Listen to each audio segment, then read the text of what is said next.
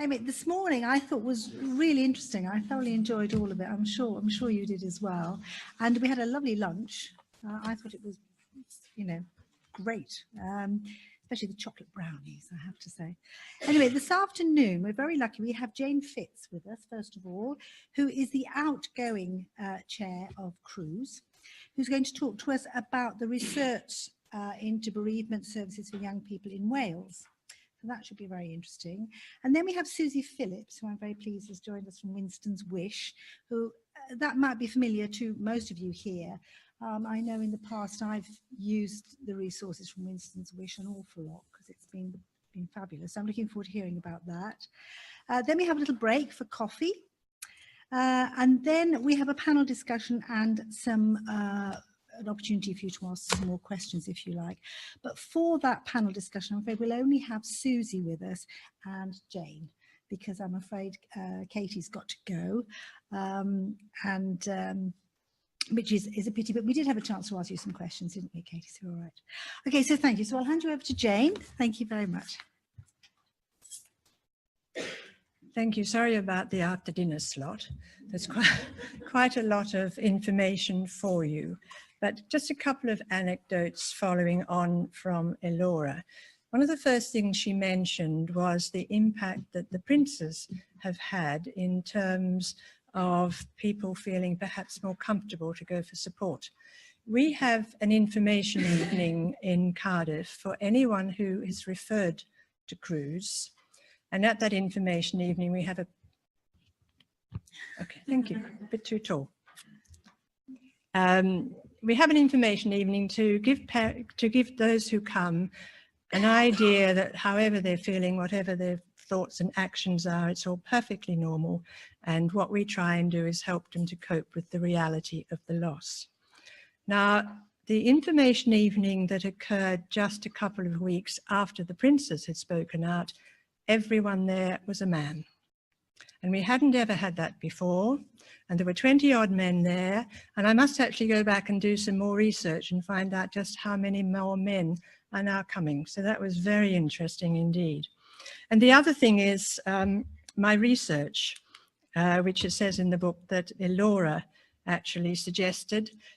Having met Elora briefly, you will know that when she says to you, Jane, you're now retired. I don't want you just giving out meals on wheels to the elderly. Now, I know you do things like that, she said, but this is what I want you to do. I want you to find out what services are available for children and young people bereaved in Wales. Now, I'm putting in a bid to the Minister and from the Palliative Care Board, and I will add this to it. Well, a month later I'd started, of course. So there we are. So that's what the research was all about. And at that time, I was simply a retired person and I didn't have contact with any bereavement services then. Right.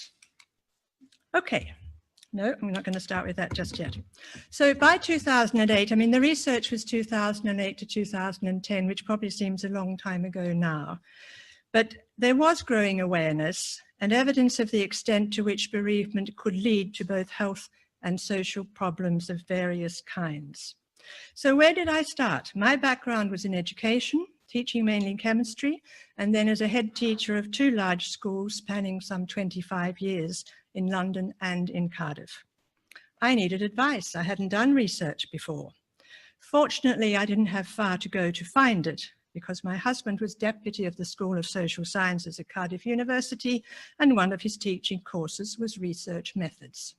So after a tutorial at home, it was first then to the internet, when it quickly became clear that I needed to contact the Child Bereavement Network and the wonderful Alice and Penny, whom some of you know. Now, the Child Bereavement Network is the national multi-professional network which work with bereaved children.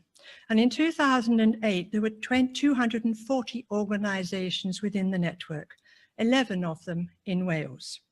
All subscribed to the CBN mission, aims, belief and statement guidelines for best practice. And that was very important to know that those organisations in Wales I was going to research had signed up to that. Alison was responsible and still is for the most comprehensive and systematic research into this area in the UK. And extensive use was made of CBN publications, questionnaires and conferences to inform this report and the recommendations. Now, with my husband's help, questionnaires were devised and sent to every hospice, the head teachers of every school, the person in charge of all residential homes, both private and in local authority, and each of the CRUSE branches across the Principality. Interviews were conducted with a number of civil servants in the Welsh Assembly Government, the Children's Commissioner's Office, and key people working with vulnerable children in a range of settings, and relevant statistics were gathered from a variety of sources. I travelled extensively throughout Wales in late 2008 and early 2009, visiting the hospices and the other bereavement services which did offer support to children and young people, and interviewing those responsible. The research was delayed for several months in 2009 when my husband was diagnosed with a meningioma on the brainstem, which required specialist surgery in London. Thank goodness by the superb Henry Marsh. And if you don't know about Henry Marsh and his neurosurgery and the books he's written, I recommend them. And that was at St. George's. Several months later, I was able to resume and access very helpful data from the most recent CBN research. Now, up until then, a lack of national data, there had been very much a lack of data on the number of children and young people affected by bereavement. You've seen some of this, of course, this morning already. And that certainly had hampered policy and practice development. Now, in October 2009, CBN explored the backgrounds and life experiences of more than 7,500 children aged 5 to 16 and reanalyzed data from a study by the Office of National Statistics. And there we get our statistics. 1 in 29 experienced the death of a parent or sibling. 1 in 16 had faced the death of a close friend or family member. And I estimated there were probably at that stage 58,000 children and young people in Wales who would have suffered a significant bereavement.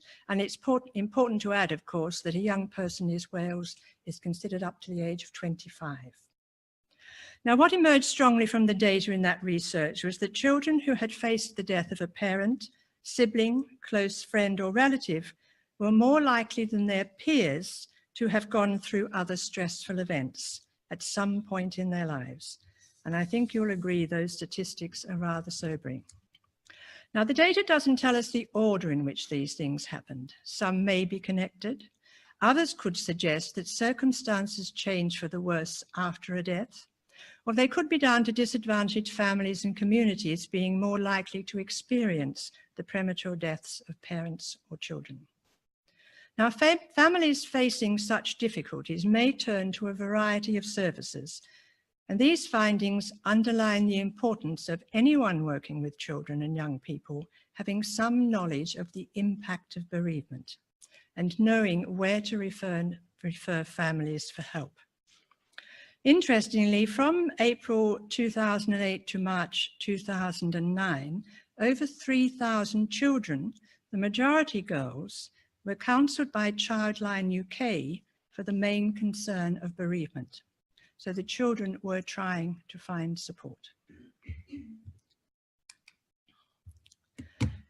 Let's have a look at the vulnerable children, because recent research had highlighted that bereavement may have particularly harmful implications for the lives of young people who are already vulnerable, living in disadvantaged circumstances, or who have experienced multiple problems.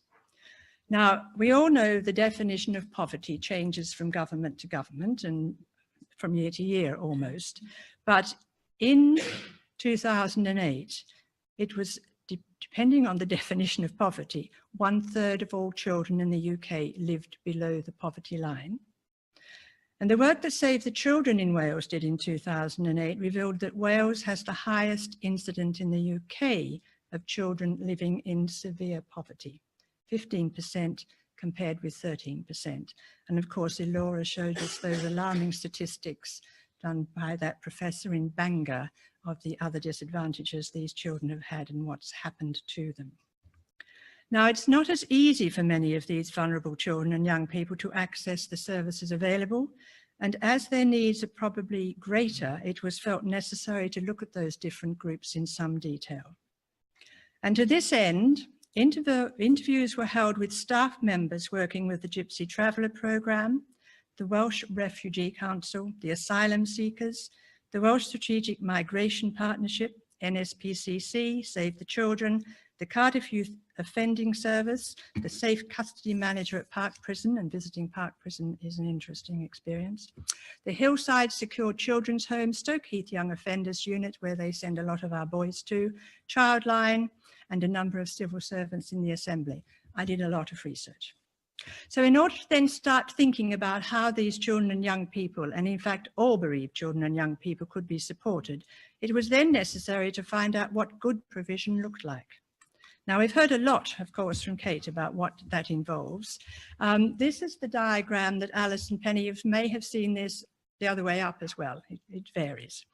It was first produced in the CBN publication of Grief Matters for Children and has been used extensively ever since. And as I've said before, it is important that everyone who works with children knows about how children grieve and what they can do to help them. It's often assumed that a child will get over it, or should by now have got over it. The number of times I heard that as a head. But for some, even after a period of 2 years, the grief can be as keen, and many children will return to their grief as they mature and have new needs which should be addressed. And Katie's referred to that as well. A range of agencies working in partnership with families is needed, and a broad range of interventions, including access to specially designed websites, telephone, email advice, etc., etc. And these days, of course, the children will be looking for apps and social media and all the other sorts of things. Now, it is a common misconception that all bereaved children and young people need one-to-one support. A brief intervention may be all that's required. There are, however, so many numbers of vulnerable children and young people in Wales, and many may need this level of support. Now, in terms of assessing the need, it's very important that an appropriately trained person is able to assess what specialist support is required. And as we've already heard, some sudden and unexpected deaths can be particularly traumatic. Accidental deaths where the child witnesses the accident, suicides and murders. There was still a lot to learn about the effects on younger children in 2009, but serious stress reactions were shown by traumatically bereaved children aged 8 years and over. And for some, the effects of a traumatic incident lasted for many years. Now, I learned from the interviews with the agencies who gave support that the children, young people and their parents were very clear about the benefits. It helped them to make sense of what had happened, to build on their strengths. It supported them to explore and express their feelings and improve communications between family members, thus helping them to feel less isolated and more in control. And you've heard about that today already. Now, at that time, the need for services to support bereaved children had been recognised by the Welsh Assembly Government, and the initiatives had included, first of all, the school counselling strategy, and in 2009, 50% of secondary school pupils had access to a counsellor, and the aim was for all to have access by the end of that year. But as Katie said, if it's Tuesday and you're feeling bad on Thursday, it doesn't necessarily help that much. And pilot schemes were also running in several primary schools. Now, the coordinator for school-based counselling in August 2008 reported that bereavement and loss had been identified by secondary school students as one of the major issues which they bring to school counsellors. It is a significant issue which is troubling young people.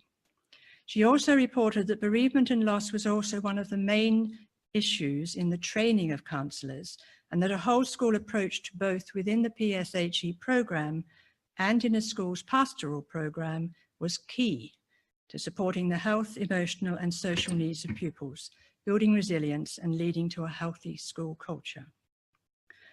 However, even when the majority of pupils in maintained schools have access to a school counsellor and a range of resources, other services will still be necessary to assess the needs of the families, support the carers and the parents, and offer specialist support to those children and young people who are vulnerable or traumatized. And a number of children and young people won't have access to a school counsellor, of course. Thinking Positively, you may know, was the document produced by the Assembly which focused on how the emotional well-being of children could be improved as part of the school effectiveness programme, and did contain helpful information for schools. Now, the people I spoke to about this research welcomed it. Universally, it was felt that not very much was being done to support bereaved children, with few exceptions. The two tables which follow from the research show what support these children and young people were able to access locally. Details of the services were included in the final report, and examples of best practice used as case studies for the final recommendations. These were the exceptions, and much good work was being done. I also learned a great deal of the pre-bereavement support that Michelle was developing at Valindra, and learned a great deal from that. Now, for those of you who don't know Wales as well, there are 7 local health boards and 22 local authorities. So I started off with the health boards and went from there. You will note that the only service operating throughout the whole of Wales was CRUSE. That's why it's highlighted in red. The hospices highlighted in red were able to support any bereaved child who was referred to them, but there are only 5 out of a possible 23 across the whole of Wales, and during that time one of them stopped its children's service. The other hospices that are mentioned were able to support children of their patients. The degree to which they could do this was limited by the amount of money available.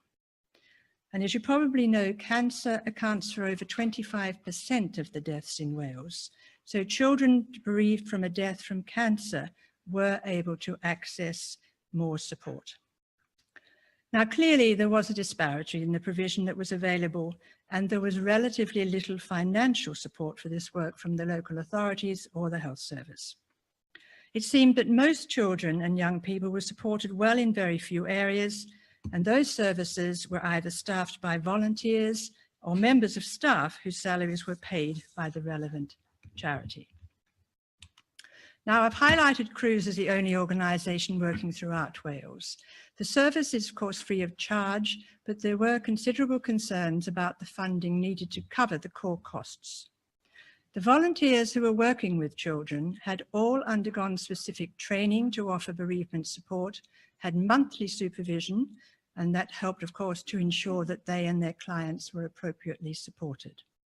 The training is BACP recognised and is equivalent to a level 3 in counselling skills. And all volunteers have also to undergo 15 hours of continual professional development each year and have a development review. At that time, the Conwy and Denbighshire bereavement service was used as a case study and an example of best practice. Partnership agencies from health, education and the voluntary sector had linked together to create this comprehensive service, which was officially launched in November 2008. Now, people using the service had access to information of the different types of support available from St David's Hospice, that was the centre. And there a trained member of staff assessed the needs of the child and identified which service was most appropriate. And the service was advertised in waiting areas in hospitals and GP surgeries. Seasons for Growth is a well-established loss and grief education programme, originally from Australia, for groups of children and young people aged 6 to 18. The core element is the promotion of social and emotional well-being for those who have experienced significant loss due to death or family breakdown, and a lot of it, of course, is peer support. And it aims to produce resilience, to understand the effects of change and to develop life skills. And the children who attended the groups reported very favourably on the outcomes and what they had gained from it. Again, though, some of those children still needed one-to-one support. Sadly, very little money was being invested in this service from the statutory bodies, and this potentially excellent service, which could be used as a model for across Wales, was under threat by 2010. And I don't think, unfortunately, it's still going on. So let's have a look at support for vulnerable children, because this was something I did concentrate on, and you could see from those first statistics, there are a lot of them in our principality. A study in Sweden in 2006 revealed that at the age of 18, 26% of the children in care were bereaved of at least one parent, compared to 4% in the general population. So that's 6 times as many children in care had suffered bereavement of one parent. Questionnaires adapted from the one used by the CBN were sent to lead directors of children's services in all of the 22 local authorities to determine which resources and systems were in place to meet the bereavement support needs, to looked after children.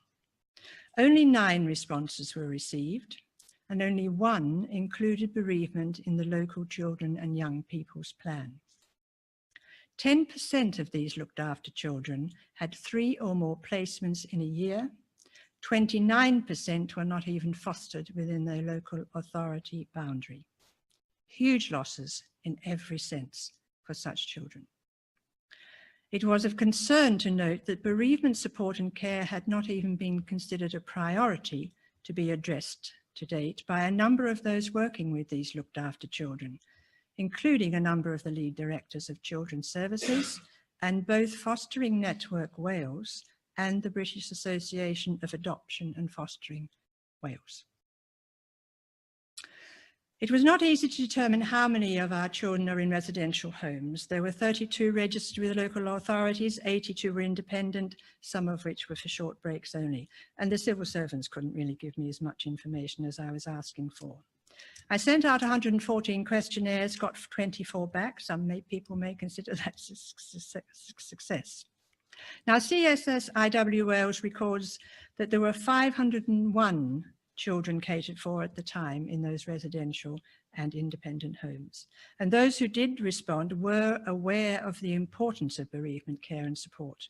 They asked for more information, and they asked how to access the support that was available and any training that was available. So that was very positive.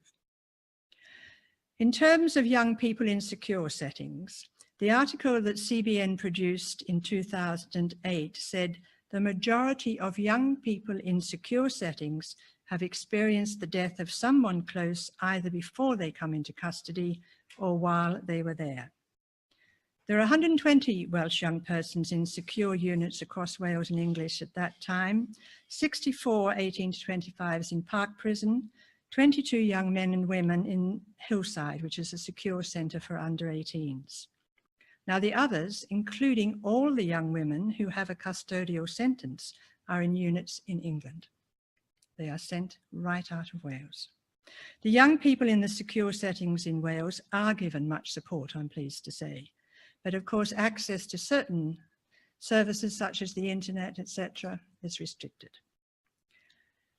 It was clear that what would have improved the service was better information about significant bereavements being passed between the relevant organisations. So when they came into Park, at least the people there knew what had happened to them. And that was terribly important to pass that on. Now, in certain special schools, and we've talked about this, of course, Katie was very clear about what was needed there. Certain special schools were giving bereavement care and support and access to the current services. And I was told that children and young people in maintained special schools and pupil referral units would have access to school-based counsellors in the foreseeable future. In terms of numbers of gypsy and traveller children and asylum seekers and refugees, again, very difficult to find the numbers. But many of the practitioners working with these groups said that they had not had the resources or time to deal with this specific need, and this issue had not been addressed to date, mainly because of the complex requirements of these young people. Now, I'm sure you're aware that a number of studies have found significant lower life expectancy rates for gypsies and travellers. At one conference I went to, they were compared with death rates in Victorian England in terms of child mortality and death rates of young people. And the suicide rate is certainly higher among the gypsy and traveller men in a secure setting.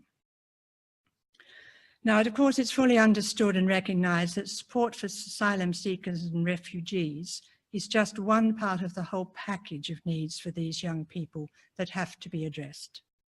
However, most, if not all, will have suffered bereavement, sometimes multiple bereavements, and often in traumatic circumstances. The practitioners working closely with them really do need to be aware of what support is available. So a lot to think about. In terms of the recommendations, those consulted suggested ways forward to ensure that Wales could provide a good service that is sustainable, cost-effective, and has good governance and quality control. Much was learned from those providing the best practice identified that was currently available, mainly from the voluntary sector. So there are some of them, and then the next slide for the schools. None of them should be of any surprise to you, of course. So I'll just give you a minute to just read that. Katie's mentioned some of them as well. I think we all trying to sing from the same hymn sheet as far as schools are concerned. So what I just want to briefly do is tell you what happened after the report was submitted. It was published on the Welsh Assembly Government website, and CRUSE Cymru was given a grant to implement the recommendations, as they were the only agency working with bereaved children throughout the Principality.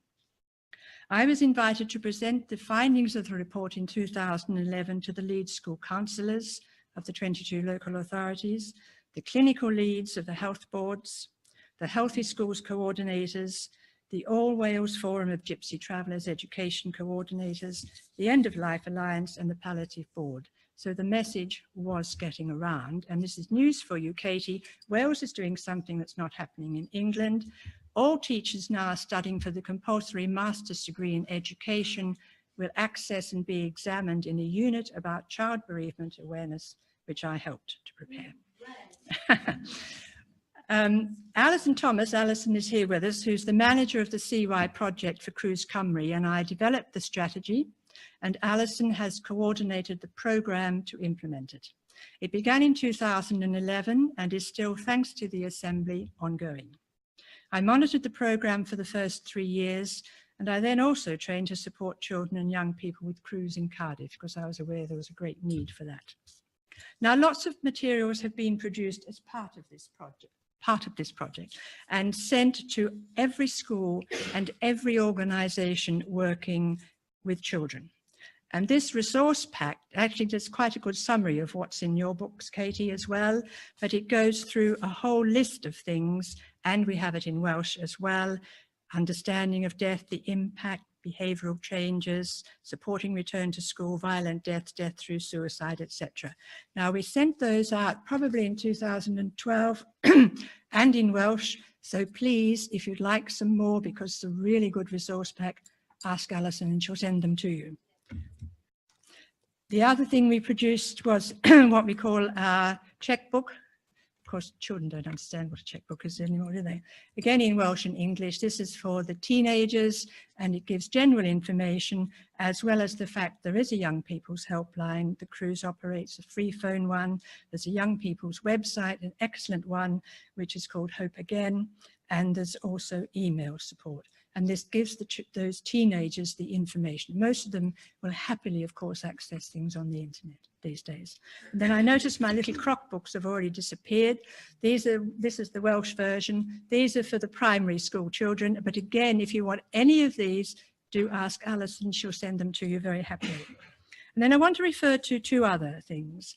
The CBN I've mentioned, and Alison produced these wonderful cards. It's a series of 4 postcards for children and young people when someone special has died. It's really aimed probably at the secondary school and above. And what they did, they sat down with a group of teenagers who had been bereaved, and they asked them to write about all the things they might have been feeling, all the things they might have wanted support and help from. The 4 cards, one's to my friend, one's to my teacher, one's to myself, one's to my parent carer. And there are about 20 statements, things like, to my friend, be yourself, be my friend, even if you don't know what to do or say.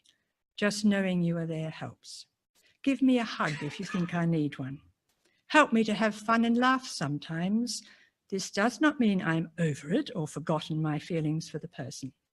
And I've used these with teenagers, and it's often difficult for them to articulate or to even know what they're feeling deep inside. So I give them to, they take them away, they tick what applies to them, and then we can discuss it. And more often than not, particularly when it's to the parent or carer, I say, how about let's discuss this with mum, dad, or whomever, and with your permission, let's do this. And they say, yes, and it opens up doors. It's a wonderful, wonderful resource. And going back to what Elora was talking of about pre-bereavement support, CBN has also produced these for pre-bereavement support. It says, to my teacher, someone close to me is seriously ill and so many things are changing. Here are some of the things you can do. I have ticked the ones I think will help me at the moment. So talk to me about home and school. I'll let you know how I'm feeling. Treat me the same as anybody else. The end of this year, ask me how I want you to tell my next year's teacher what is happening. One of the most important things is sending that information on from one year to the next. Please don't pressure me to speak aloud in class because sometimes it's hard. I will when I'm ready. Brilliant statements. Ticks them, gives it to the teacher. Now, again, this was, we produced these in both Welsh and English, and Alison will happily send you a pack that you can use within your organisations. So they're the materials that were produced. Then we had a free one-day training course in bereavement awareness, which is offered to everybody working with children. And this past year, for example, 210 support workers took advantage of this, including a women's age group, Barnardo's, Public Health Wales, and staff from a hospice and youth inclusion. Trainers have gone into hospitals to raise awareness to staff, the sort of thing Elora was talking about, and to higher education institutions who are preparing students to work with children. They've also raised awareness to those working in the judicial systems and to a number of foster carers, I'm pleased to say. Now, partnership working and networking amongst agencies involved with those up to the age of 25 has made strong progress based on what was happening in Conwy and Denbighshire. Meetings take place on a quarterly basis in the local bereavement forums, and these facilitate the sharing of best practice, signposting and referrals between the agencies. The number of trained volunteers has doubled, as have the number of children who've had specialist support. And this past year, over 800 children and young people had one-to-one support, which involved at least 6 sessions. And that's all from volunteers, most of whom, of course, work as well. And a number also had group support. So, still much to be done, but I think you will agree we've achieved a lot already. We know where we have to go and what we have to do, and with your help, I'm sure we will continue. Thank you very much.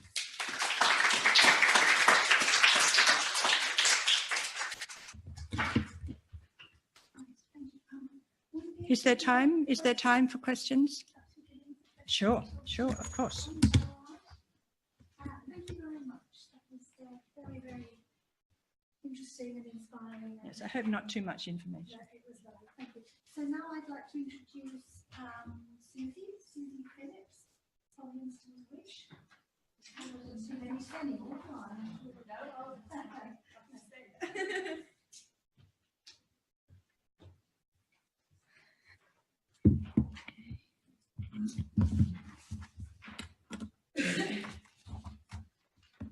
Just make sure my clicky thing works first. There we go. Okay. It's really, really exciting to be here today. I've done lots and lots of my working career in CAMS, and working with children is what I love best. I've been at Winston's Wish for the best part of 5 years now, and as the title suggests, I'm going to talk to you a little bit about some of the practical interventions that you can use to support bereaved children. Now, a little bit about the title, it's too difficult for words. That kind of was born out of a conference I went to a few months back, and there was a psychologist there specialising in trauma, and he was talking about some more recent research that has shown changes in the brain of people who have been through a trauma like a bereavement, and how that can affect the synapses and the neurological connections within areas of the brain that control language, so that actually it can make it harder to talk about. And we know that children find it hard to talk anyway. It might be a developmental thing. It might be that they're too young to understand the language. It might be that they're teenagers, and sitting down and having a face-to-face conversation with an adult, particularly when it's about something really difficult, is just not the best way to go for them. So what I'm going to talk about today is how to open up those conversations, how to get them started, and sometimes what we can do to help that. So we've touched on a lot of these points already today in terms of what bereaved children need. I'm not going to go through every single one point by point because they've been addressed already. But the ones I did want to pick up on is the first one, information. Now, the word that's missing from there is adequate information. We're not saying that you have to tell children everything all at once. We're saying assess it depending on their level of age and stage and development, their individual needs, and then they need to be drip fed the information according to that need. And it might be that very young children just need to understand that somebody's died and what that means.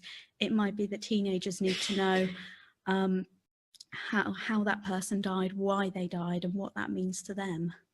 We often think of the needs of children a little bit like a jigsaw puzzle.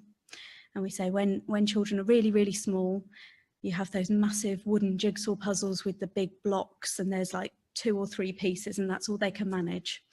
And as they get older, they'll have more pieces in their puzzle, and the puzzles will become complicated and reveal more broader, complex pictures. And it's much the same when you're talking about bereavement with children and thinking about how that puzzle's formed. And of course, the way that you work with children will be guided to a certain degree by their parents as well as them. And we often come into contact with families that are cautious about giving information, whereas we as professionals would perhaps have less caution than that. And that's just about finding the balance between your relationship with those parents. We've talked a little bit about complicated feelings. I'm going to touch on that later. And of course, children need those feelings validated. They need to be reassured, have those feelings addressed, and they need help to figure out how to understand and overcome those feelings. I think children can feel really, really isolated when somebody has died. It's not something, as we've said, that is often spoken about openly. But we know that it's very, very common. We know that there might be somebody else in their class, there might be somebody, it's likely going to be somebody else in their school who's been through something similar, but you certainly don't know about it and necessarily talk about it. That's why we have organisations like CBUK, CRUSE, us, many, many other organisations in the UK that try and network those people together, try and link them in and make them feel involved and included so that it can normalise a little bit of what they're going through, because grief is a natural and normal process. We're not saying there's anything wrong with that, but we are acknowledging that some people need help with that, and that's what we're all here to do. So, communication is a complicated thing, and I've got a quote up here. The writing might be a little bit small, so I'll read it out. It says, this is me being sad. Maybe you think I'm happy in this picture. Really, I'm sad, but I'm pretending to be happy. I'm doing this because I think people won't like me if I look sad. And that's from Michael Rosen's Sad book. Now, I like that because it often describes how I see bereaved people sometimes, bereaved children in particular, that they really worry about what other people are going to think, and it might be worrying about upsetting their family members, worrying about not wanting to be different from their friends, and they can put on masks. And it might not be that they're pretending to be happy, it might be that they're putting on an angry mask, or that they've got anxiety masking a sadness and a loss. And I know that when I worked in camps, I would be presented with a new referral. I would read the case notes and the referral letter. I would meet with the family, get the full developmental history, and bereavement would often be in there, but it would be way, way down the list of things that people were worried about. And often it wasn't something that was addressed straight away because it was way, way down that list, because children didn't raise it themselves, because families weren't often raising it themselves. But it's often there and it's underlying. And as we've heard earlier today, we know that if it's not supported, then it has quite a strong link with lots of different mental health problems. So again, we've spoken earlier today about what the children know. And I just wanted to share a story. We've had a few anecdotes today, but the story that always comes to my mind is of a young man called Tom, who at the point of the story was 15. Now, he had quite a rough few years. His dad had died when he was 8, and he hadn't had an easy relationship with his dad before that. His dad had alcohol problems, and Tom and his mum didn't live with his dad anymore, but he had lots of contact and was quite close. And although he knew his dad was going to die, obviously he was devastated when he did die. And ever since then, there were lots and lots of really angry behaviour, kind of like what you might call conduct problems, exclusions from school. And nobody could really pinpoint what had happened. He had talked about the death. He seemed to understand why his dad had died. And it wasn't until he was 15 and he spoke to somebody in a bit more detail about it that it came to light that his dad had died from alcohol-related illness. And the night before he had died, Tom had gone up to see him, and his dad had sort of said, "Oh, would you mind pass me my book, pass me my drink of water and go back." Tom said goodnight, went back downstairs. Anyway, his dad died during the night, and when Tom woke up the next morning, he was confronted with this news. And he went downstairs and he overheard his auntie on the telephone saying, of course, it was the drink that killed him. And that word, the drink, which as adults, we know exactly what we mean. We mean the alcohol, but actually to him, he'd thought that glass of water that he'd given his dad was responsible for his dad's death. And as we heard earlier, you know, it's really hard to share that with people in case you're right. What if I did do it? What if I do it again? Because I didn't mean to do it. It was just a mistake. And not being able to have that really open and honest discussion was a real barrier for him. And once he had had that discussion, the guilt was taken off his shoulders and he could learn to really understand what had happened. So up on the slide there, you'll see lots and lots of different questions. And these are all questions that we have been asked in one way, shape or form by children when they're trying to understand a little bit more about what has happened. And these were all children where the parents thought either they don't know what's happened, they don't know that mum's got cancer, they know that dad had a heart attack, so they understand what he meant, but as you can see, that person had misunderstood the term heart attack. And questions about cremation, sometimes you hear the phrase of only the good die young, and confusions about, well, if I'm good, will I also die? Or did mummy actually do something bad? Because some people will say, might imply that something bad might have happened to make mummy die. And again, questions about suicide or homicide and why that might have happened, and that question of why can really eat people up. So where we often start is having conversations with parents and hopefully children within the same space, and finding out what is usually the case is that children, as we've said earlier, know much more than we think. So in terms of getting started with children, and we've spoken about confidence to say something, but I will witter on a little bit more about it because it's so important. We know it's an incredibly hard conversation to have with children about death and dying, not necessarily telling them somebody has died, but perhaps exploring it further. It's hard from a parent's perspective, it's hard from a professional's perspective. There's the fear that you're going to make things worse, distress them, re-traumatize them even. We've had queries about that on our helpline before. But actually what we do know is that it's doubtful that we will look back and say it was wrong to talk openly and honestly to children about difficult things. The feedback that we get from children all the time is, it's hard to hear, but I'm glad I know the truth. And a little girl I'm working with at the moment, her dad died through suicide, and she was told that he was an accident and he'd fallen down the stairs. And that was her story for about 6 months until her mum was able to explain what had actually happened. And she was quite frank and said, oh, I preferred the original story. That's a better story. I'm more comfortable with that story, but I'm glad I know what actually happened because it didn't make sense. She was asking questions like, well, how did he die? If he fell down the stairs, did he bang his head? Did he do something to his heart? You know, she couldn't figure out all these minor details. And of course, you're getting tangled up in more and more stories that don't relate to the reality. And of course, it's done from a point of protection. And that's what we often say to parents. We know that you have your children's best interests at heart. And I know as professionals, we will all have children's best interests at heart.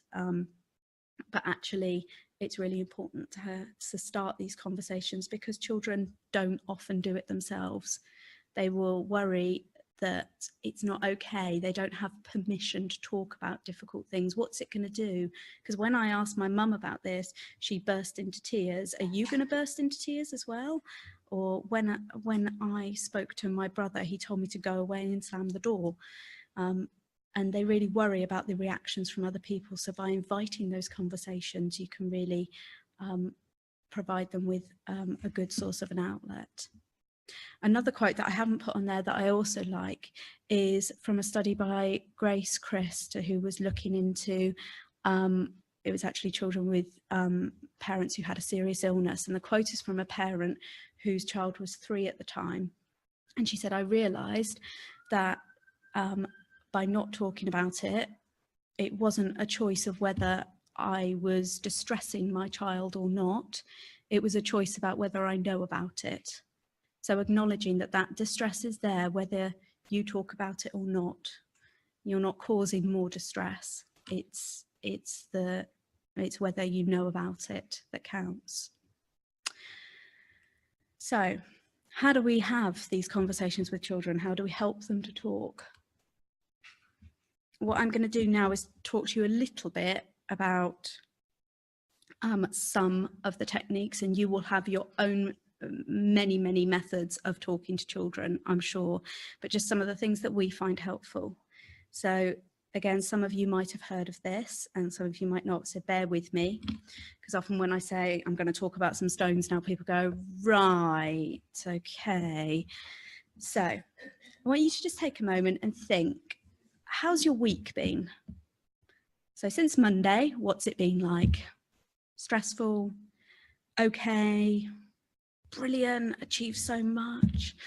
I mean, that question can be quite difficult to know how to answer. Most of the time, our answer is often, yeah, it's been all right, it's fine, bit tricky, bit tough, but all right.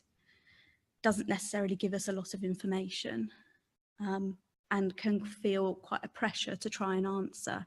How much information do I want you to give? How much is okay to give? So if I was using the stones with you as a bit of a check-in, if you were coming to see me, if you were a family member coming to see me and it's been a few weeks and I say, how's it been?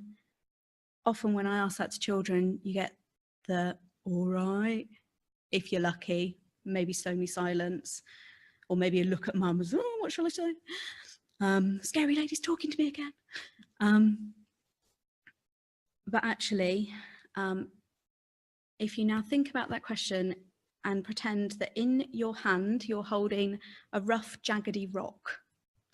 Now, this might be like a large piece of gravel, something that's got quite some sharp edges, might be a bit like a shell that's broken on the beach or something like that.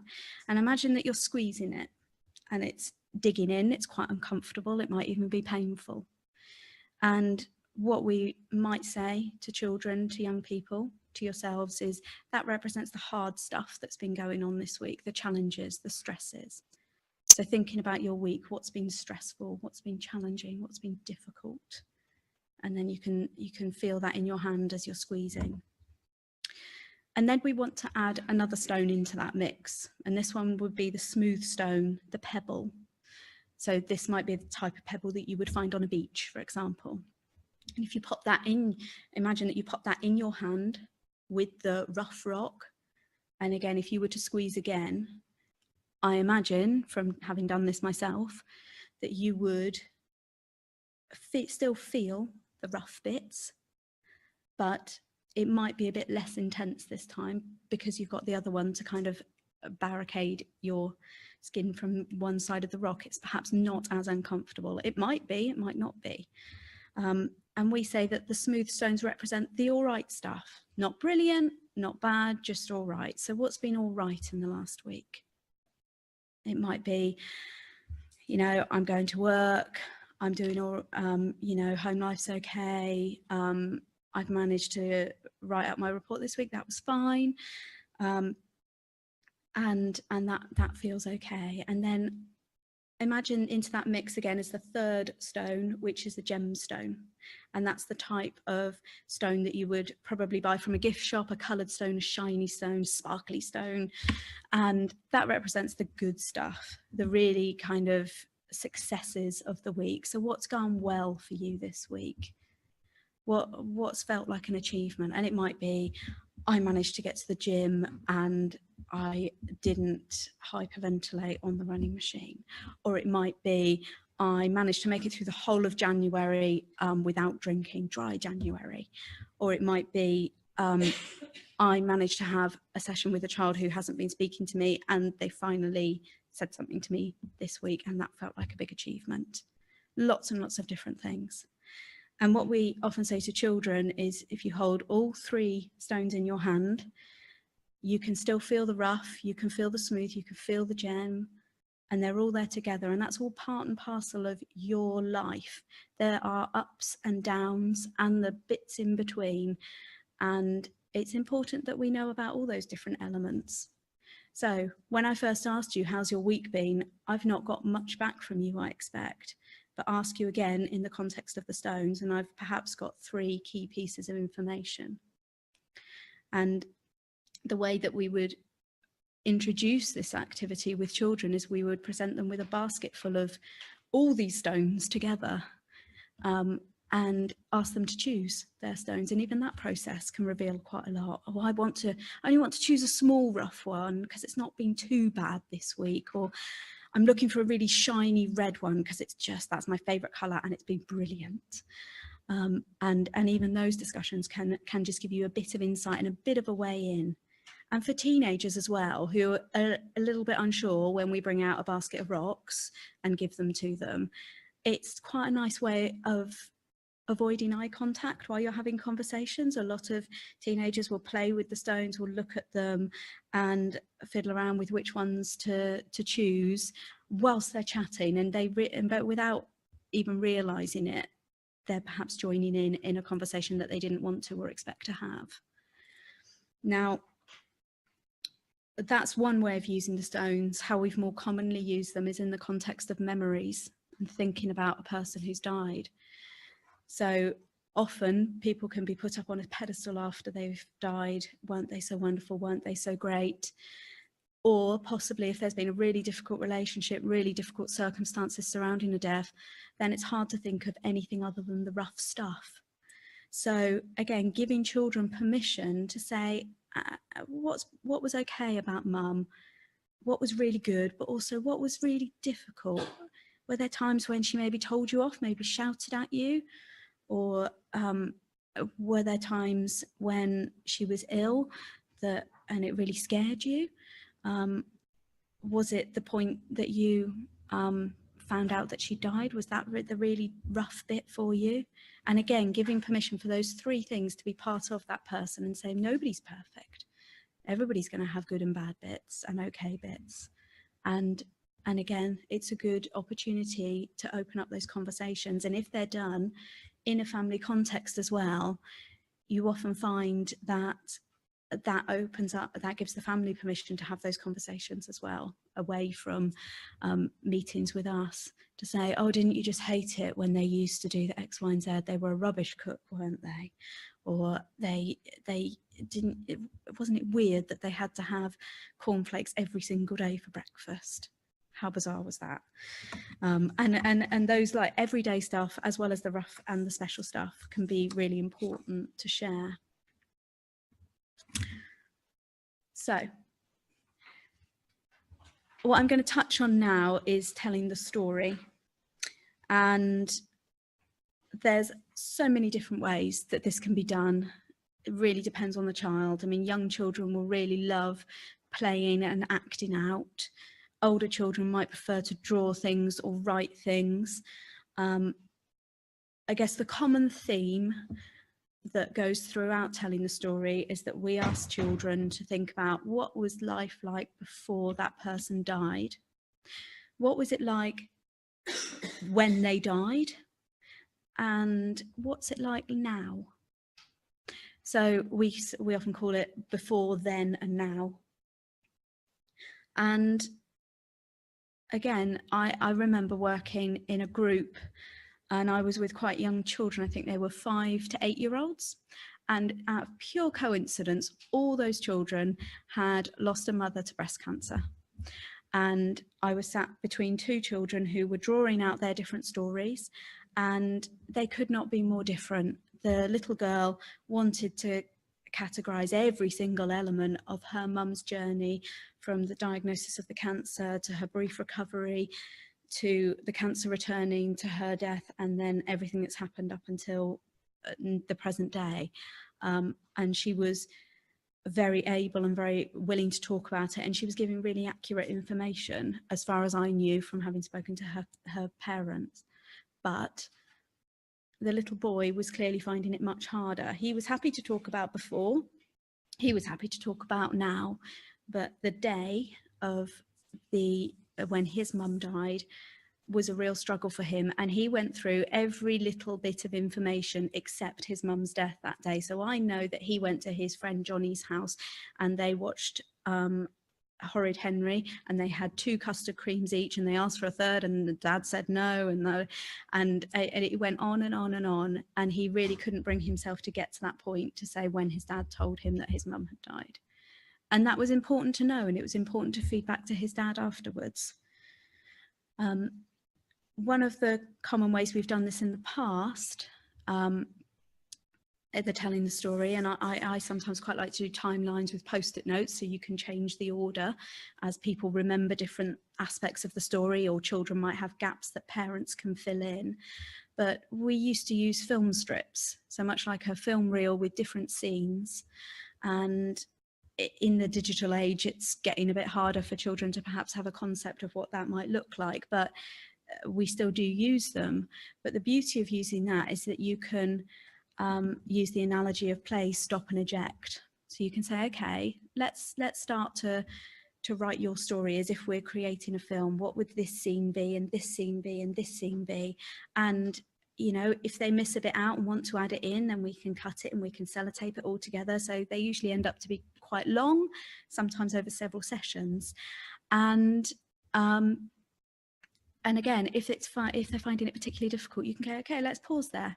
Let's stop, let's do something different, let's go back to it, and we can play it again now. And eventually, when it's as complete as they want it to be for that moment in their life, we can say, okay, that's done. And they often roll them up and keep them, possibly in a memory box, possibly somewhere else, and know that it's not something, the story is no longer something that they have to play around just in their head in order to make sense of it, in order to remember it. It's something that is down, safe on paper, and it's there for them to look at and see. And most importantly, it's been done with other family members who can help them to form that coherent story, because having that accurate information, the chronology of a story be complete and accurate as well, is really, really important. Even children who've had excellent understanding and discussions around a death will have little bits of information that are missing. And again, the girl I mentioned earlier whose dad had died through suicide, she had a really coherent story, and we'd drawn it all out, we'd written it all out, and then a month or two later she found out from overhearing a discussion that her mum was having with a friend that her dad had actually made an attempt on his own life 20 years previously, obviously before she was born, but also before he'd even met her mum. But that was such an important piece of information to her that she wanted to go back and include that in her story. And even though she understood that nobody, you know, her or her mum, you know, could have done anything different about it, it still felt like it was part of her story, and that warranted it being included. When we are doing story work, we often get questions from family members, from professionals to say, you know, why do you do it? Is it okay? Are you going to make it a bit worse by giving all these little details, by making them talk about it again and again and again? And this is an analogy, it isn't mine. It was first shown to me years and years ago by a psychologist called David Trickey. And he's got several different analogies, but this is the one that I always remember and the one that I often share with families. So say if you think about your wardrobes at home, and you think you've got space for your tops and your shirts and your trousers and your jumpers and your socks and everything, it has a place. And when you open it up in the morning, if you want to grab out a shirt, some trousers and socks, you know exactly where to go. You can take it out, you can use it, and then you can put it back again. And that's fine, and it works. You can close the wardrobe, get on with your day. If you think of the wardrobe like the brain, and you think of the clothes like memories, every memory has a little spot in your brain. If I want to think back now to when I was 6 years old at school with my friends, I can. When I was 15 and at secondary school, last week when I was at home with my family, I can retrieve all of those memories fairly easily, and I can also pop them back in when I don't need to use them. And that's how memories and brains work most of the time. Now, imagine then that you're sorting out your little wardrobe and getting out what you need and putting it back again, and somebody goes, "Oi, over here, catch," and throws you this massive duvet that's covered in stingy nettles. And you're there trying to handle it, going, ow, ow, ow, ow, ow, ow, ow, and just try and stuff it in as quickly as possible and ram the wardrobe door shut because it hurts. You're getting stung, and in that process, obviously the doors won't close because you've just rammed it in. And so you're trying to hold the door shut and you're trying to get on with day-to-day life, and you step away from the wardrobe and everything flies open, you get stung again and you have to put it back in. And it's like that when something difficult like a death happens, something traumatic. And traumatic doesn't have to mean that there's been a traumatic death like a homicide or a suicide. It can be that what somebody's experienced through seeing their parent very ill for a number of months. It can be a road traffic accident that was very unexpected and very difficult. It might not even be that they witnessed it. It could just be that they've been told about it. It might not even be a close family member. It might be a friend. But whatever, if it's perceived to be difficult and traumatic, that can be the experience to the brain. And it can fall out at any time. You can't keep those memories shut away however hard you try, and it's going to hurt each time it does. I forgot to whiz on to my next slide when I talked about that one, so apologies. And then what we say to the final bit is, when we talk about it, when we talk through the story, it's like getting the duvet out and having somebody say, "I'm going to help you with this. You don't have to get it out by yourself. You're not the only one that has to get stung. I'm going to help you, and we'll fold it up and we'll find a neat place to put it in your wardrobe." And so that's the process of telling the story, and the process of talking about death and dying is getting that duvet out, folding it up and finding a neat place to keep it. So it's not that it's ramming it away and pretending it didn't happen. It's very much acknowledging that it did happen, but also not having it fall out when you don't want it to. Making sure that it stays in place so that you can, to a certain degree, do what you need to do in your life and still think about it and look at it and get it out when you need to. So, memories is our next thing. And again, we've touched a little bit on memory work already. We've seen pictures of memory boxes. There is a theory that we often relate to, which is called continuing bonds. And that's by Klaas, Silverman and Nickman. And the idea is that many years ago, it used to be that people would try and sever that connection with somebody that would die, forget about them, move on from it. And their research showed that actually maintaining that connection with that person can provide solace and comfort to people. And this is why we do memory work with people and say, you know, actually it's really important to continue to have everyday conversations or do everyday things where you can remember that person as part of your life. And that's equally important even for really little children and babies, even for children that weren't even born when their parent died, because we know that even though they never met them, they still know that they should have had a mum. And that mum died before they were born or as they were being born, and they never got a chance to get to know them. And actually, when children are particularly young, that's why memory work can be especially important, because it needs to come from other people at that point, because they don't have their own memories and recollections. But helping them to feel connected to that person will help to form, if you like, part of their life narrative, their life story. So we've talked about memory boxes, and you can put photos in boxes. Tangible objects are the best thing, but we say think about all the senses. It might be that you put something that smells of that person in there. It might be a lock of hair, particularly if a person is seriously ill and they're going to lose their hair, they might like a lock of hair in there. It might be tickets from a train ride that you both enjoyed together. It might be that somebody records their voice saying something to you, and you can keep that in there. It might be videos and all kinds of stuff we can do with media nowadays. It's often just having the time to do it. And this can be done with children. It can be done on their behalf if they're not old enough to be fully involved.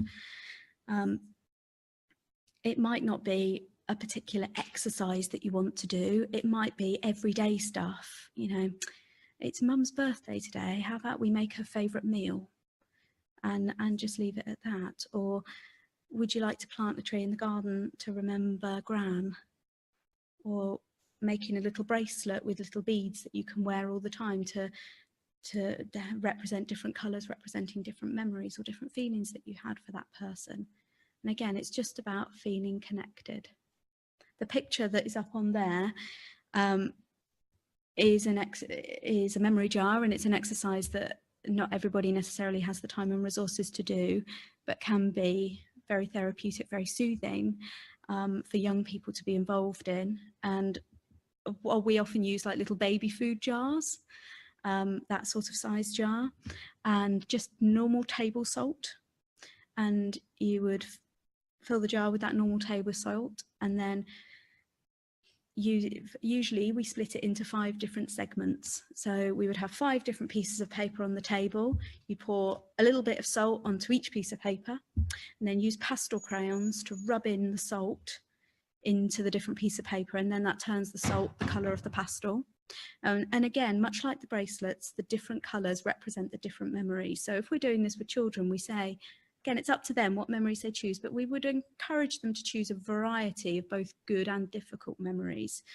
And some children might have 4 really chunky, big memories and 1 little slither of a difficult memory at the top, and that's fine. Some might not want to do that at all. And you can mix up the colours if you want to. You can keep them very, very separate and segmented. And again, it just allows discussions to happen, often while they're with the pastels, rubbing it into the salt, that circular motion. I mean, I've never seen such a quiet group of young people. These were young people on a residential with us, and they had been wild. They were very energetic 9-10-year-olds, and had been on the climbing wall that day, had done some really good conversations, and I was exhausted just from following them around. And they sat down to do this, and it was just a 40 minutes of peace while they did that and had really quiet discussions with each other and us. And I hadn't been with Winston's Wish that long at that point, and I was so surprised that children had the capacity to do that, to think in that way, and to have those really difficult conversations in such a frank and mature way when they're not very old themselves.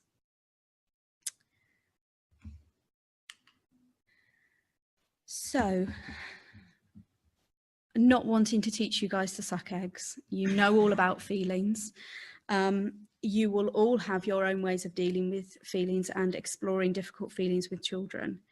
We have feelings cards, we have bear cards for little e's, we have story cube games, we have all about me games, we just use play therapy or drama therapy or music even to talk about different feelings. But the reason I've put the blob tree up there is it's quite a nice one to do again with the family.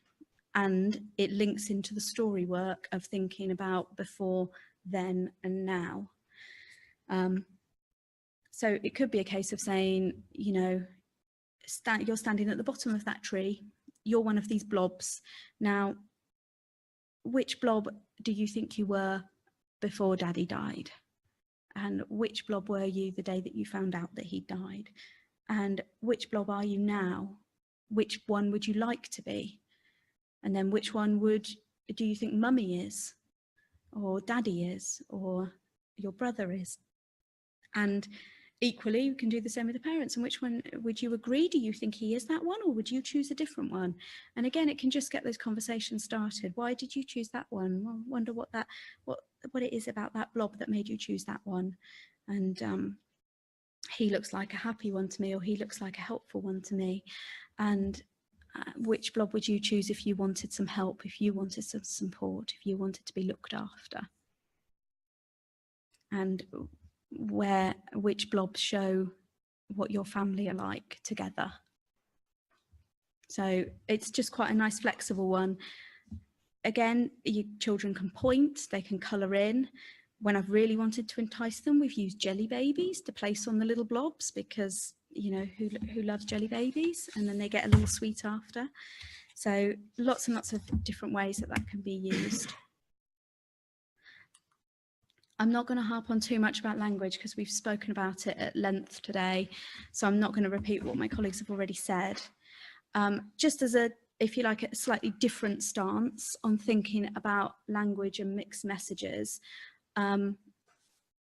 it's important to think about not only what you're saying, but what message you might be giving through your non-verbal cues maybe.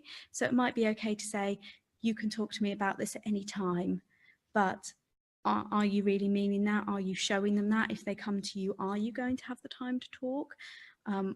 Are you going to feel a bit out of your depth, a little bit awkward? And it might be worth to just know about that and recognise that within yourselves and acknowledge that, because you don't necessarily have to be the person they speak to. There might be lots of different people in their lives that they can go to. Or it might be that you can speak in supervision about why that might be difficult for you to address that. But again, just children are so perceptive, and they will pick up on an adult saying it's okay, but really it's not okay.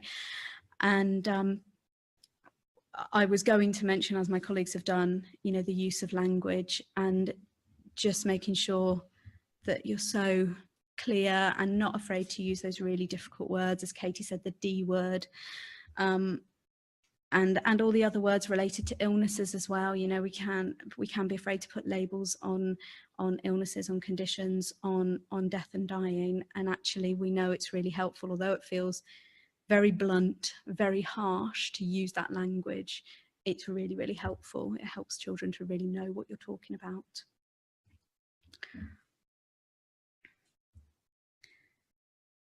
Okay.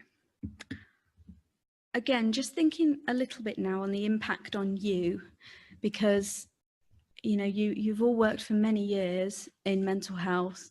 You will all have your own resilience and reflections on how things impact how you look after yourselves.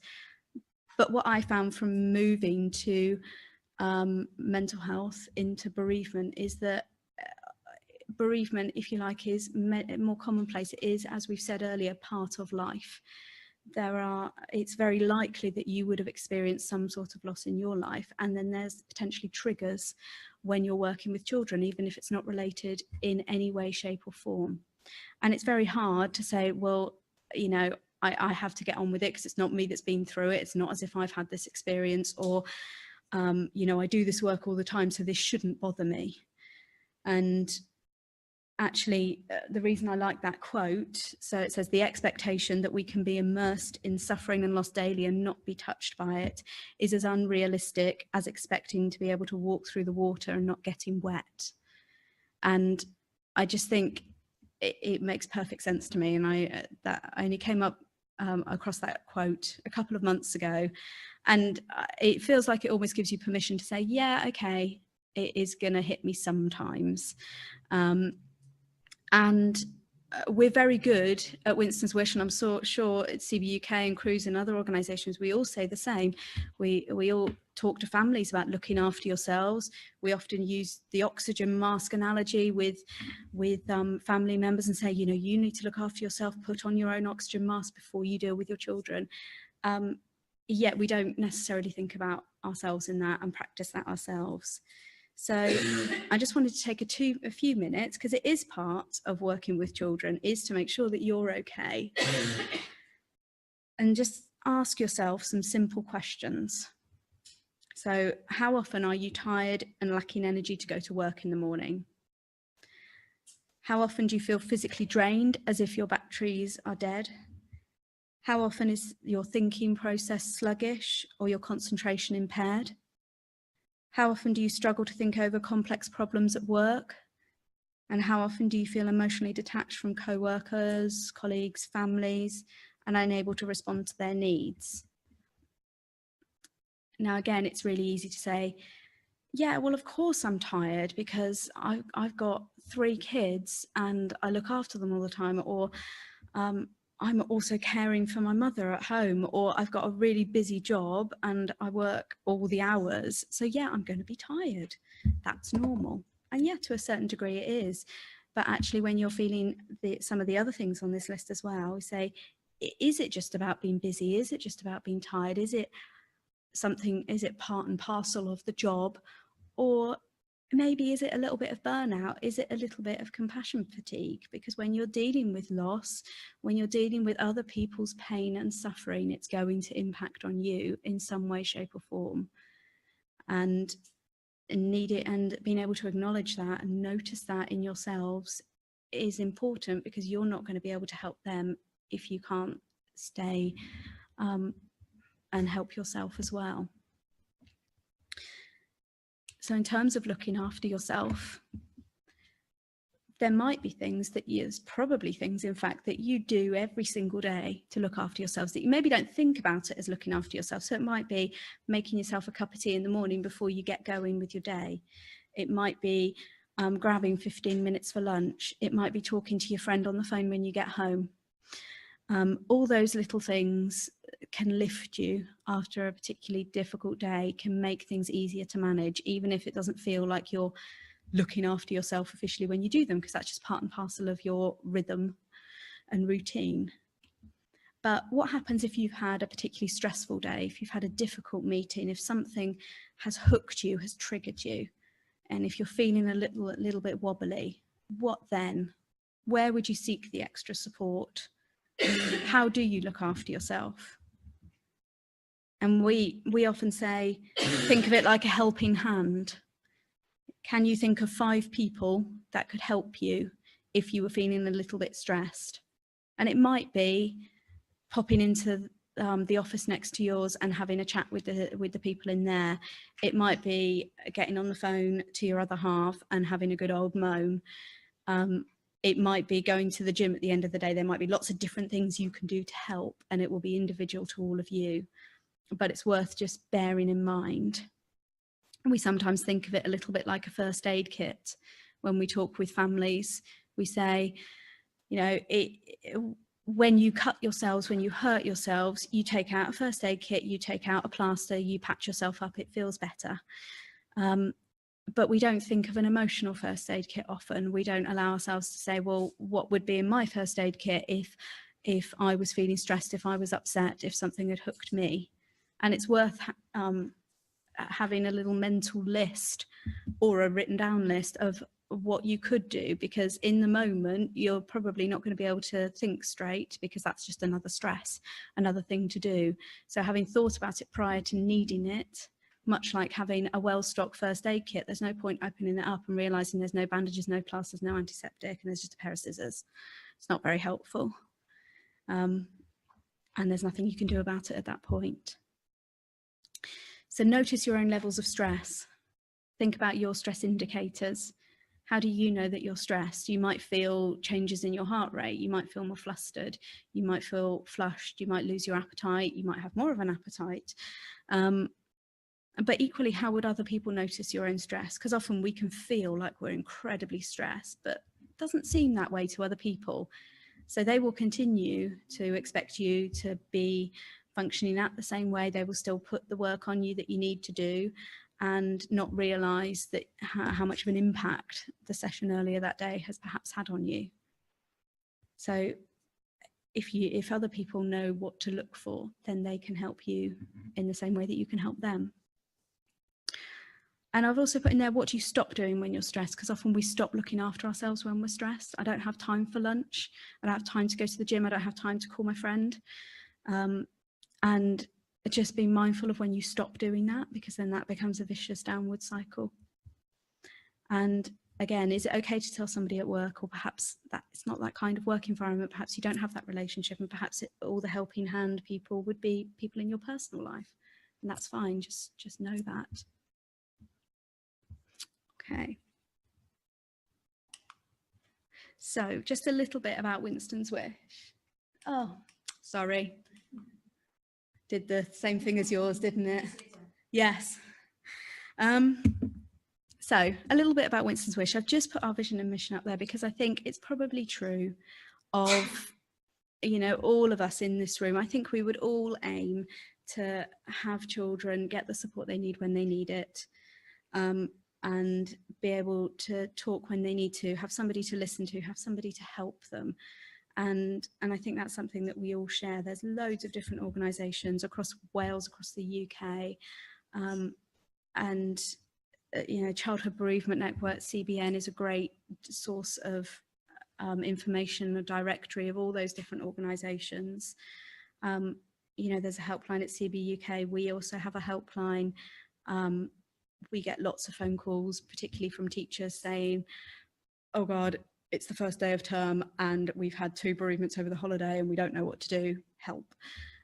Or phone calls from parents saying, my child's at school and his dad's died today and he's coming home in an hour, what do I say to him? And that's a really, really good source of support. So if you do feel stuck, if you want resources, if you want help, then don't hesitate to pick up the phone to either us or any of the other organisations in this room.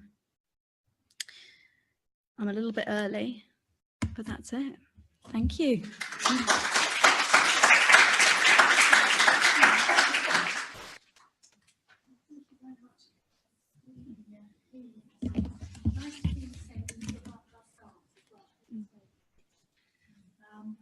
Well, the coffee, I don't think it's arrived yet. So, should I go on to coffee reserve, or should we just go ahead with the panel now? How do you feel, everybody? Would that be okay? Should we go ahead with the panel now and then grab a cup of coffee afterwards? Would that be okay? Sorry, I talked quickly. Oh, that's great. Very concise. Thank you very much. Okay, so if I could ask Jane, do you have? No, you don't know. No, that's not.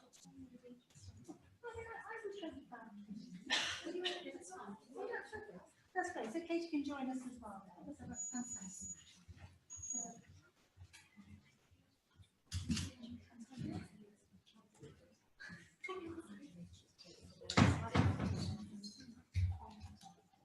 Gabby, do we have to leave the mic?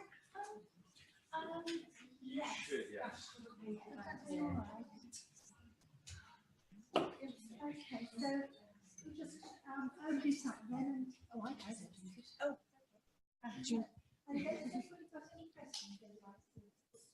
Sorry, without the microphone, the people on the live stream will be able to hear to say. Oh, I'm sorry. I can't. Do we have the? I'll run about. So we'll just pass it to the speaker. Okay.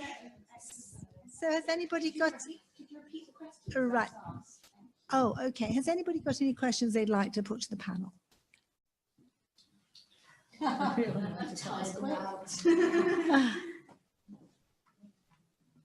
Yes, thank you, Stefan. Yeah. It's not a question, it's just information sharing. Oh, sorry, Stefan. Yeah, it's just a film I saw recently, which is A Monster Calls. I don't know if anybody's seen that, but I thought I'd just share that because I thought it was very powerful. So it's quite a strong, gives it reality and a child dealing with bereavement. So if anybody wants, should watch A Monster Calls. I don't know if anybody's seen it here. It's about bereavement, but it's quite a powerful film. So I just thought I'd share that. So it's not a question, really.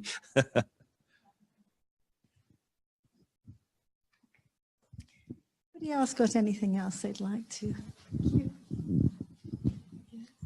This is another resource, actually. You might have seen it. It's called Small Creature. And I think it's British Heart Foundation. They used to do this amazing pack of stuff for bereavement. But there's actually, the film is on YouTube. And it's a small creature. And it's really aimed at, I would say, 4 to 8 years old. You could use it with older ones, but there's no words in it. It's just an animation, and it's quite short. But I thought it was quite powerful and might fit in. It was just fitting in with what you were saying there. Yeah. No, it's nice to know there are these sort of resources out there, isn't it? And we've got, of course, we've got a lot of resources here as well. So there's plenty of information, isn't there? It's just if we've got the time and the number of people to use them. Any other questions?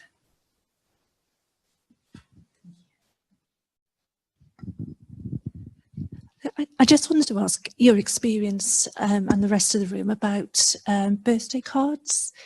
Just some of the families I've met over the years, the person that's dying, the adult, has written birthday cards for children. And it seems to be quite a popular thing to do. But I met a dad whose wife had been a patient with us and had the luxury of meeting him about 3 or 4 years after she died. He came back to the cancer centre. And he said he was really struggling at the thought of giving the cards to his son this birthday, because the last birthday had caused him such distress because he actually moved on and was coping with life without mum. And he said, but her wish was that he would have these birthday cards up until he was 21. And he said, now I'm in a real dilemma with, she's died, these are her wishes, but I know it's causing my son distress. And I hear it fairly frequently. And the difficult one is the person has already done that. So they've already written them. And you want to share that story that actually he really struggled with it. And I just said to him, you know, I know your wife and I know that she did it with the best heart and to make his life easier. And if she could know now what he was experiencing, what would she do? He said she wouldn't give it. So he tied them up and put them away for the future, not a birthday. But I just wondered, have you experienced somebody who's dying wanting to do that and the advice that you give? Thank you. Anybody would like to take that? Katie? Start off. I would just say it's very difficult, and obviously it's different for everyone. But I would sometimes say that actually it's okay to precipitate upset, and that sometimes our instinct is to overprotect. And because it's upsetting at the time to think it was the wrong thing to do, when it may not necessarily have been. So that's not to say that I'm saying it's wrong to, you know, would keep them for a later time. Just that there's no one way to say, yes, you should always do this, or no, you should never do it. And that will change over time. That actually it might be that as the child develops that they change their mind on a later birthday. So. I mean, I think I would say very similar things to Katie, but I think if I was supporting a parent who was dying and wanted to write those cards, I think the only bit of advice I might give is just to be mindful not to put, if you like, hopes, dreams, things like that in there, because if the child hasn't lived up to that expectation, that could be difficult. And of course, that would be given with the very best intentions, but they don't know what that child's life might be like in the future. And so if they could just keep them, you know, relating to feelings and how much they love them. And again, as Katie said, I think it's about the choice, because I've worked with families where they've loved that and looked forward to that. And I've worked with families where it's been very distressing. But I think if the little boy knows that it's there and it's available, and you can have it on your birthday, or you can have it another time, then that's okay.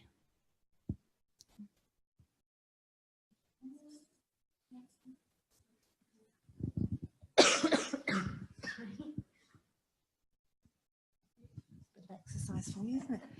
Thank you. With regards to working and looking after yourself, you mentioned about having somebody to go to at work.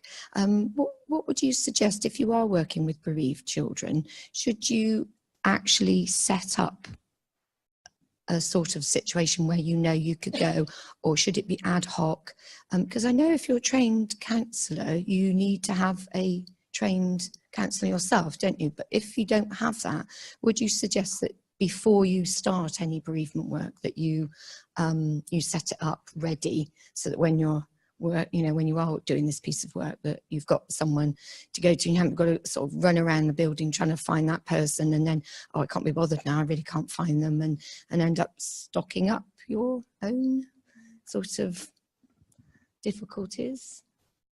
So,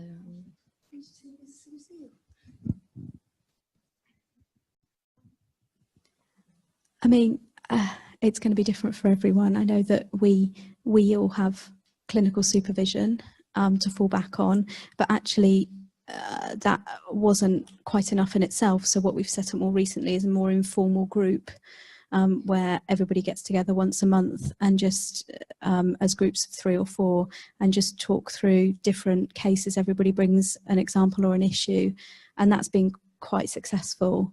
And again, as you said, having a nominated person might be quite nice, but then what if that person's off? So I'd have a few backups, or if you can't get hold of them. But I don't know if you've got any suggestions.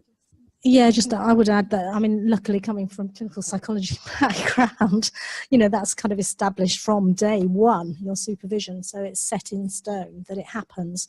So that gives you the opportunity, and you know it's always coming up. But I'm very aware that other professions don't have that. And so I think that's really hard, because you've got to put your head above the parapet and almost sort of say, excuse me, miss, but I'm struggling. And that can feel like you're failing. And I would always say that actually, if you have the self-awareness to put up your hand and say, actually, I need some help now, that's a strength, that's not a weakness. So I think it's ideal if there's something already set in, so that you haven't got to ask for it.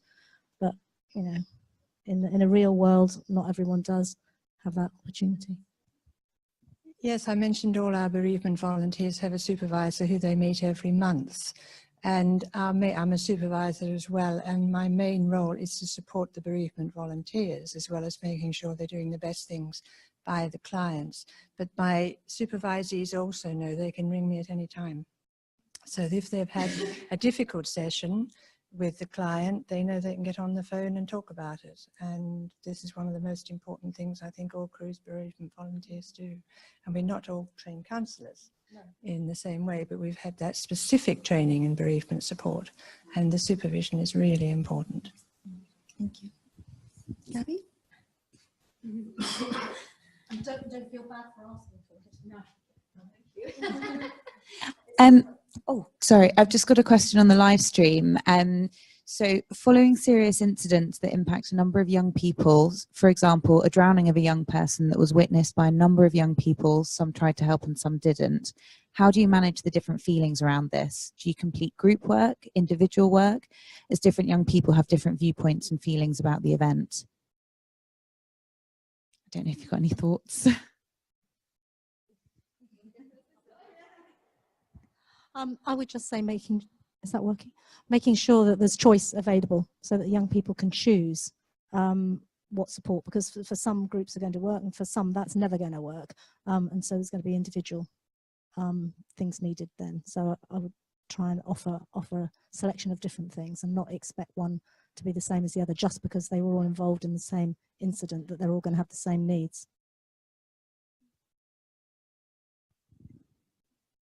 I don't think I have much more to add other than, yeah, just to keep open and honest conversations, whether that's in group or individually. Yeah.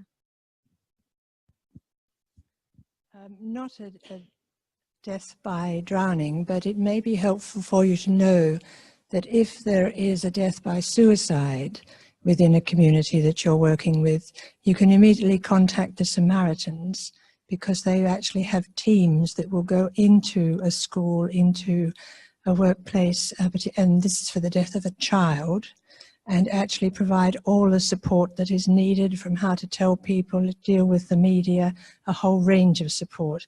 And they're also now working to try and do the same thing within institutions that work with the 18s to 21s, etc., into higher education evenings institutions. They're trying to set that up as well. So if you're ever contacted and be asked about how to support, then go directly to the Samaritans, and there are numbers within your areas, and they do have teams which will go in and give all the support that a school needs. And just briefly adding to that, that sometimes the concern after a suicide, obviously in a school, is the aspect of contagion. And so that's often what schools are worried about.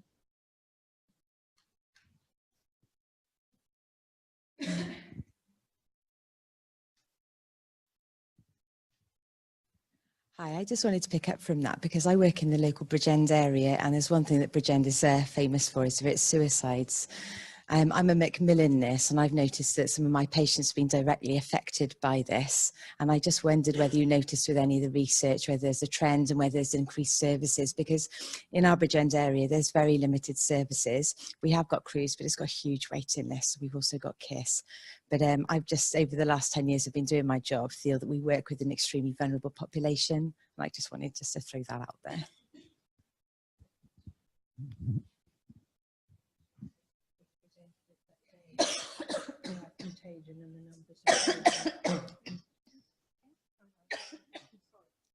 I was just going to ask Katie, I went to a very, very good training day Child Bereavement UK did, called it was about the red chocolate elephant, and it was to do with suicide and how sometimes, of course, unfortunately, the percentages showed that if there's a suicide, as there has done at Bridgend, there are likely to be more suicides. If there's suicide in a family, there is a greater likelihood that someone else in the family will have done it. But I think you've done a lot of research on this, haven't you?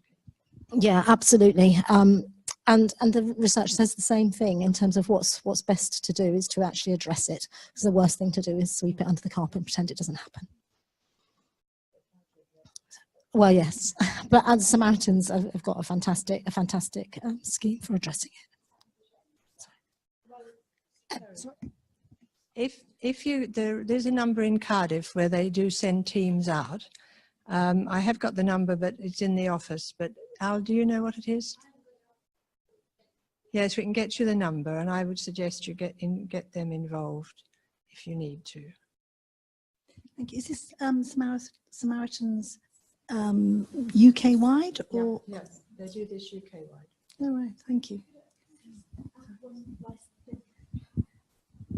Sorry, I just wanted to add, if it's, because I realised that you were probably talking about adults, but if it's young people at risk of suicide as well, or both, well, and young, I was just thinking about our conversation earlier, but yeah, if it is young people, there's Papyrus as well, which have a very good helpline for young people at risk of suicide.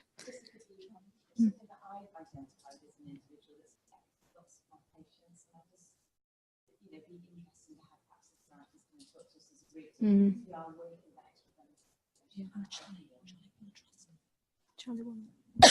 And also the Charlie Waller Trust.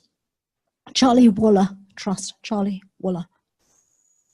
that was set up by parents whose son died, and that was to help support young people showing signs of depression, so trying to catch it earlier.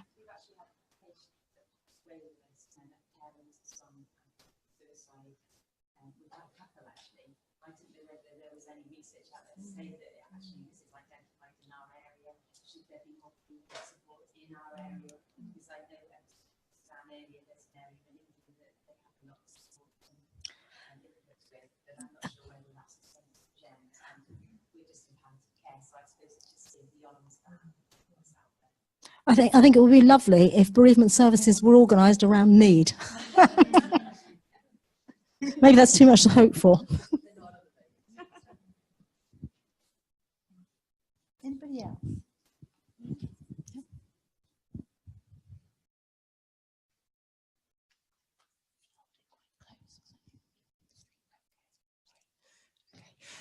Just following on from what Michelle was saying earlier on with sort of letters and things, and just thinking about sometimes when surviving parents have kind of wondered whether or not to include the, their dead wife's name on a, Christmas cards and birthday cards, and they've often said, well, I don't know whether if I don't put it on there, it's like she didn't exist, but equally if it is on there, is that going to be more upsetting? And I just wondered what your thoughts were really on that.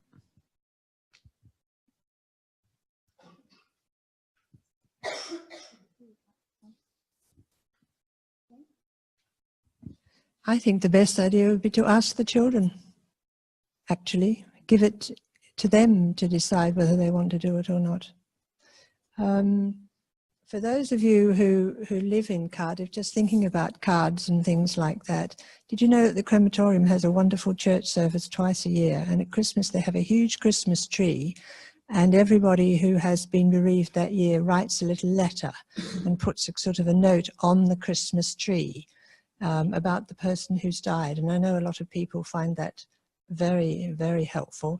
And I know of families where they still do sometimes put presents under the tree for a child who has died, or an even adult, and then they then donate that to somebody else who's still living who needs it. I mean, just some ideas of what may help. Absolutely. I would say, if in doubt, ask. You can't second guess, and don't blame yourself for not being able to second guess what somebody else wants.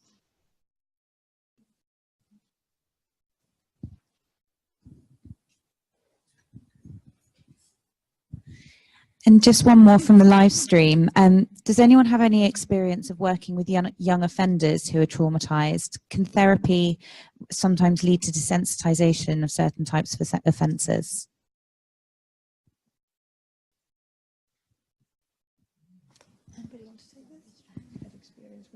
Young offenders? I haven't. I'm not sure I can really, that I really understand the question, actually.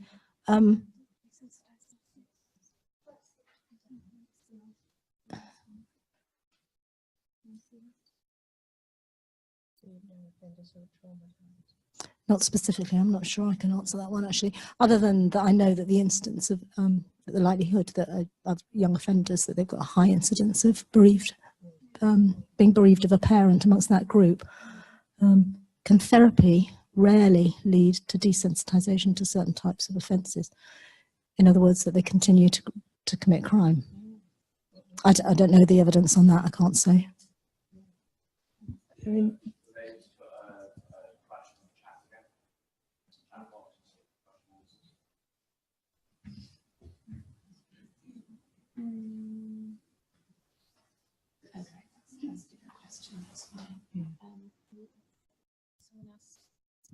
There's a different question about how to deal with a child who's experienced multiple bereavement.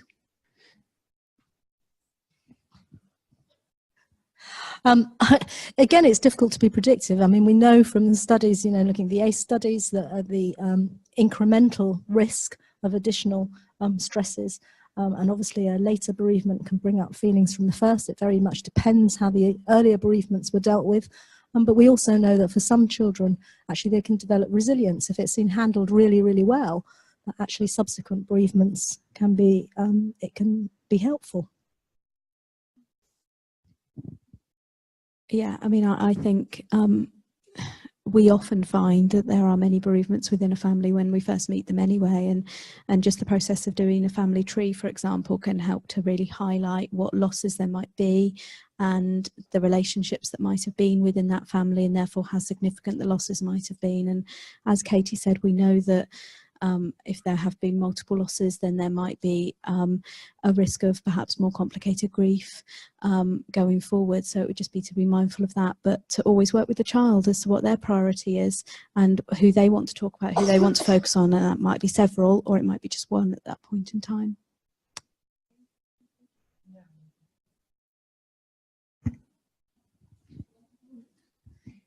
Just the last question. It's what's the average number of sessions that children, specifically 8 to 12 years old, and families like to meet the counsellor for? Does there tend to be a trend there, or? I can't say that there's a particular trend for our service. I think, again, we just base it on the needs of the family, and some families will want to meet fairly regularly, some will want to have quite large gaps in between. So some families can be open for a year and some for a month or two until they feel that they've had enough support. I don't know whether that... No, absolutely agree, but also that children sometimes come back, but later on when there's been perhaps a transition from primary to secondary, so some major event, or whether cognitively their understanding has kind of moved on, so they might want to come back at a later date. Picking up on something Susie said actually about groups, about the importance of groups, I think groups can be fabulous for children to reduce that sense of isolation, and there's nothing quite like seeing a child, as in one group that we had, a little girl came aged 8, and in our group of 5 to 11-year-olds came up, and she came up to me and she literally, her jaw dropped. She looked around the room, her eyes were like saucers, her jaw dropped, and she said, "You mean everyone in here has had a mummy that's died?" And I said, "Well, not necessarily a mummy or a daddy or a brother or sister," and she couldn't believe it. And that was hugely reduces her sense of isolation. When I first started working with children, I did actually work with some up for a year. I did wonder how much help I was really giving after all that time. But then within CRUSE, the decision was taken that because of the waiting lists, and we really did have to cut down the number of sessions, and they did the research and found that really up to 6 sessions for most people was what was needed. We obviously are flexible. Sometimes children want 2 or 3. If necessary, we may go to 1 or 2. But the important thing is, of course, we always keep the door open in the same way as Katie said, because children may well come back as they mature and develop and understand more and have more questions. But our waiting lists are not, well, they're too long already, and I'm afraid we really had to be practical and actually make that decision. But there was good research to back up that number of sessions, and I can see my colleagues nodding as well. I would agree that on average. Hi, I'm Sarah from City Hospice in Cardiff, and I run groups jointly with Michelle. And if you average it out with the children, it would be about 6 sessions one-to-one. Some might want 20 and some might want 1, but the door is open and they do come back. Yeah. Thank you. I work as an educational psychologist, but I work quite closely with CAMS as well. With the DSM-5, is it with pathological grief? I'm trying to think what CAMS can do in terms of, what do they typically do sort of with, is it medication, or are they able to put their own therapeutic interventions in place?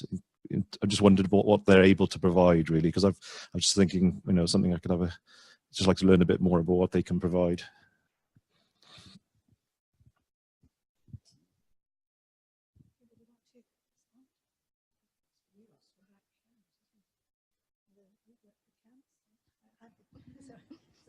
It depends on the CAMS. It's my experience. I think you'd be working with the presentation, whatever the child was presenting as. I wouldn't be worrying too much about which DSM criteria it fell under, but that's me. And I think CAMS might be a bit more interested in exactly which category to kind of put it in. But I would work with whatever the child is bringing. And if there were significant problems, I would discuss it with CAMS colleagues and discuss, but they all have different, I have had conversations where actually it's almost been the case where unless the child has a psychiatric disorder or is actively suicidal, showing attempts at suicide, that they were unable to see them because of their huge waiting lists and the pressure on CAMS. So I would be having a conversation with CAMS. I just wondered if anybody has been in a situation where they've seen any benefits from medication. Just thinking about CAMS, and anybody known of a child that's been prescribed something? Yes, and sometimes, you know, children that are presenting with PTSD will need specific PTSD support before actually having some bereavement support, because it's contraindicated to do some bereavement support. You don't want to re-traumatise them. I've certainly seen children who've been on anxiolytics or they've been on antidepressants, and it has helped them get over a bit of a hiatus and enable them to do some of the bereavement work that they've needed to do. So that's all about the importance of trying to work together, isn't it, really, with all our colleagues in all disciplines, so that we can give the best package, I suppose, that might be needed. So thank you very much. Do I need this still? No.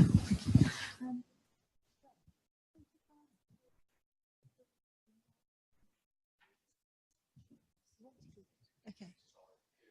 I could sing as well, if you like. No, thank you very much for being such a good audience, and thank you very much to our speakers. It's been very, very stimulating and very, very interesting. Lots of food for thought and lots of valuable information, and thank you for bringing all these leaflets and all these resources to us as well. So yeah, thanks very much. It's been a lovely day. Thank you.